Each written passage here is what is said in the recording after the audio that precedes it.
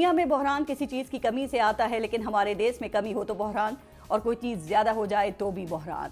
اس وقت ملک میں گندم ضرورت سے زیادہ پیدا ہونے پر بحران ہے، جو اب اربوں کے اسکینڈل کی شکل اختیار کر گیا ہے۔ جس ملک میں چند ماہ پہلے مصنوعی شارٹیج اور بحران بنا کر گندم امپورٹ کی گئی، اس ملک میں اب ہر طرف گندم ہی گندم ہے۔ کھیتوں میں گندم، کھلیانوں میں گندم، منڈیوں میں گندم، یہاں تک کہ سڑکوں پر بھی گندم ہے۔ اناج کی اس قدر بے قدری کہ اللہ کی پناہ۔ اتنی گندم ہے کہ کوئی خریدار نہیں، اتنی گندم ہے کہ سرکار کی مقرر کی گئی قیمت نہیں، اتنی گندم ہے کہ کسان پیدا کر کے پچھتا رہا ہے اور حکومت کسانوں سے خریدنے کے بجائے ان کی بے بسی کا تماشا دیکھ رہی ہیں۔ کہا جا رہا ہے کہ سارے فساد کی جڑ نگران دور حکومت تک جاتی ہے۔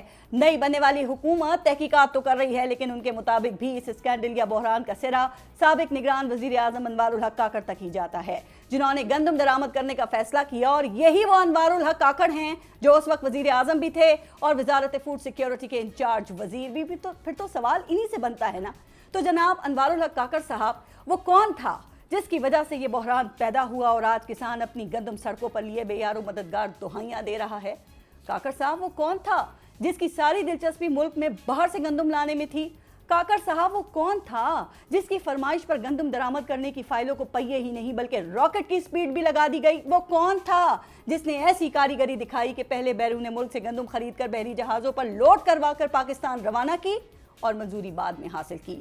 کاکڑ صاحب وہ کون تھا جس نے مروجہ طریقہ کار کے مطابق حکومت کے ادارے ٹی سی پی کے ذریعے گندم درآمد کرنے کے بجائے نجی تاجروں کے ذریعے گندم لانے کی تجویز پیش کی؟ وہ کون تھا جس نے اناج جیسی بنیادی انسانی ضرورت کو بھی ناجائز منافع خوری کے لیے استعمال کیا اور جانتے بوجھتے ملک میں اتنی گندم بھر دی کہ مقامی گندم اب کوڑیوں کے بھاؤ بک رہی ہے؟ کاکڑ صاحب وہ کون تھا جس نے ایسا مجرمانہ منصوبہ بنایا کہ پہلے باہر سے گندم منگوا کر اربوں روپے بنائے اور اب انہی پیسوں سے کسانوں سے سستی گندم خرید کر ان کا استحصال کر رہا ہے؟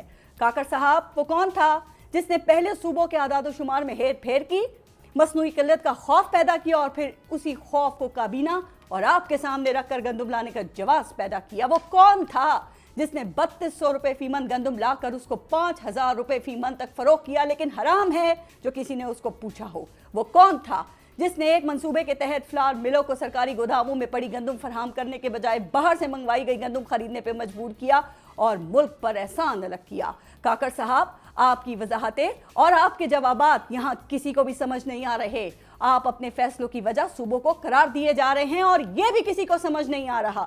آپ جیل جانے کی بات کر رہے ہیں نا، تو آپ کے لہجے کی تلخی اپنی جگہ، لیکن ملک کے کسانوں کے ساتھ یہ جرم جس نے بھی کیا ہے، پیسے والے تاجروں کو فائدہ جس نے بھی پہنچایا ہے، یہ موقع بنایا گیا یا موقع سے فائدہ اٹھایا گیا، اس میں ملوث ہونے والوں کو جیل تو جانا ہی چاہیے، سزا بھی بھگتنی چاہیے اور اس کا انجام بھی عبرتناک ہونا چاہیے، تاکہ ہر آنے والے کو طاقت اور اختیار سے فائدہ اٹھاتے وقت ایسے لوگوں کا انجام اچھی طرح سے یاد رہے۔